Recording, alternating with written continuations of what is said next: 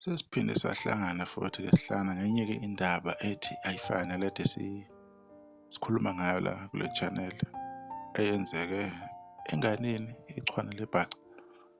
Njengamanje lapha ku-Facebook, uMandla Chris Tatheli laphana esibikela udaba ukuthi kuthiwa umculi kaMaskandi udutshulwe wabulawa amaphoyisa. Izolo eNkwalini, KZN, kuthiwa abemfunela icala lokubulala owesifazane emthunzini.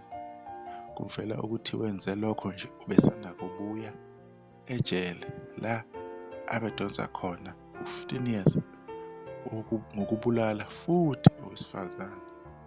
Udaba kuMandla Chris uthi uluthathe kuphi? Kwi-1 KZN News. Nangempela i-1 KZN News uma siyakhona siyathola ukuthi balibhalile udaba-ke olufana nalo. Igama lomculi uSakhe Ngaye, unomsebenzi-ke agcina ukukhipha ngo-2022. So lezi ndaba lezi-ke ziyashaqisa-ke kwabamaziyo, thina nje esingamazi esiqala ukumbona manje ngoba sekuvele isigameko nje ziyasithusa-ke lezi ndaba. Nayo i-1 KZN TV News ithi umculi kaMaskandi uSakhe Ngaye Mncwango waseshowe KwaZulu-Natal kuvela ukuthi besekunesikhathi amaphoyisa emfuna uthuli ngamacala okubulala. Lo mculi besafika endimeni. Kubikwa ukuthi udutshulwe wabulawa uphiko lwamaphoyisa i-NIU eNkwalini izolo. Kubikwa ukuthi uye wayamaniswa necala lokubulawa kowesifazane emthunzini. Ubeseneminyaka engatheni ephumile ejele lapho bedonsa khona isigwebo seminyaka eli-15 ngecala lokubulala owesifazane owayethandana naye.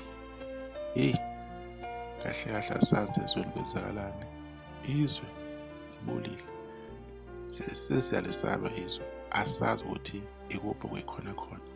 Uthi ujikela ngapha uthola iy'nkinga, uthi ujika ngapha kukhulunywa okuthize okwehlukile.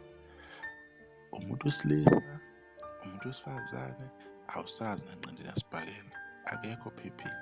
So uma sekunjena-ke izothiwani lento? Umoya okhona ezweni, lo moya mubi kakhulu ngani zakwethu.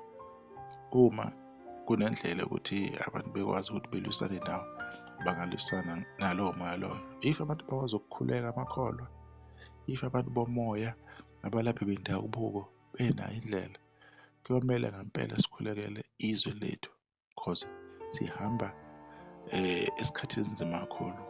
Uyabona lapho esikhona njengamanje, hhayi sigaxele ngane zakwethu, asazi ukuthi umuntu uyamazi kanti awumazi.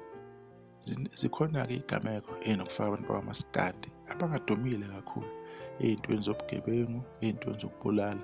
Isiyijwayele nje ukuthi ibe khona, asazi idalwa yini lento leyo. Kodwa-ke impilo inzima, into ingenzeka noma ubani, nawe ongazi into ukuthi ingenzeka kuwe.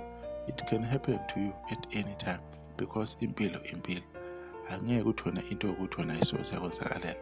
Asazi ukuthi kuzohamba kanjani-ke emndenini oba nawo bekuyingane yabo le. Kodwa-ke uma kunezinto ey'bekwayo, asazi bafethu, kukhombisa ukuthi kunzima kakhulu. Ngiyafisa engabe abantu abaningi ngiyabazi ukuze ngikhulume ngabo ngithi ukuthi xaxa ngandise inkulumo yami engisuke ngiyenza, cause nami into usuke sengiyithatha ngiyikhulumela phezulu njengayo le ndaba siqhamusa ivela nje ko-1 KZN TV News. Ukhuluma indaba ayiphelele, maybe unomuntu o-interested ofisa ukwazi ukuthi umuntu akanamlando, njengoba mina ngingenayo umlando walensizwa.